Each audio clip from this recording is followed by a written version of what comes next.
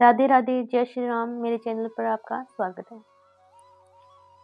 एक बार विष्णु भगवान मृत्युलोक के भ्रमण हेतु जाने लगे तो लक्ष्मी जी भी साथ चलने की जिद करने लगी।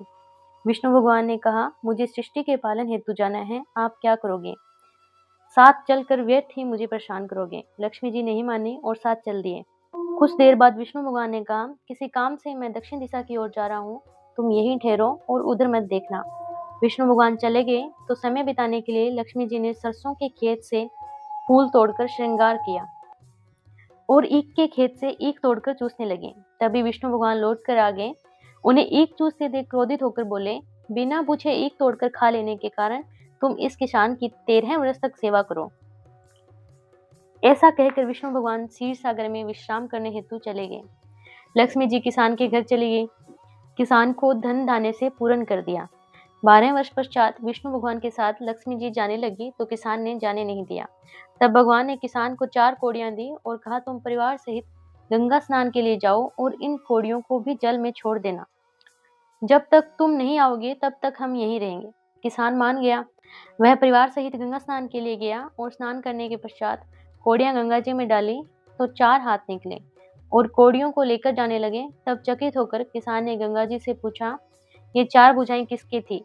गंगा जी ने कहा, ये चारों हाथ मेरे ही थे। तुम्हें ये कौड़ियां किसने दी हैं? किसान ने कहा, मेरे घर पधारे एक महापुरुष ने ये कौड़ियां दी है। तब गंगा ने कहा, वे महापुरुष विष्णु भगवान हैं। वह तुम्हारे घर जो स्त्री है वह लक्ष्मी है। तुम लक्ष्मी जी को जाने मत देना, नहीं तो फिर से तुम निर्धन हो जाओगे। तब किसान घर जाकर माता लक्ष्मी से बोला, मैं आपको नहीं जाने दूंगा।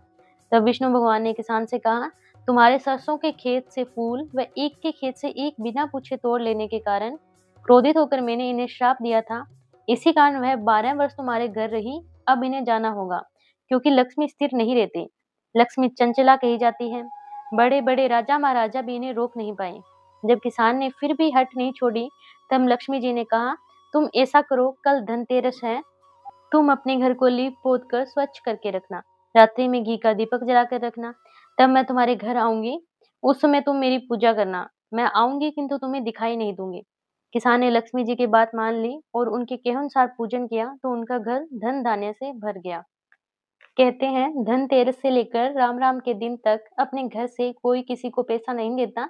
इस दिन नए बर्तन व चांदी की कोई वस्तु खरीदना शुभ होता है। इसी तरह की धार्मिक व्रत और त्योहार की कहानियां जानने के लिए मेरे चैनल को सब्सक्राइब करें और बेल आइकन का बटन दबाना ना भूलें।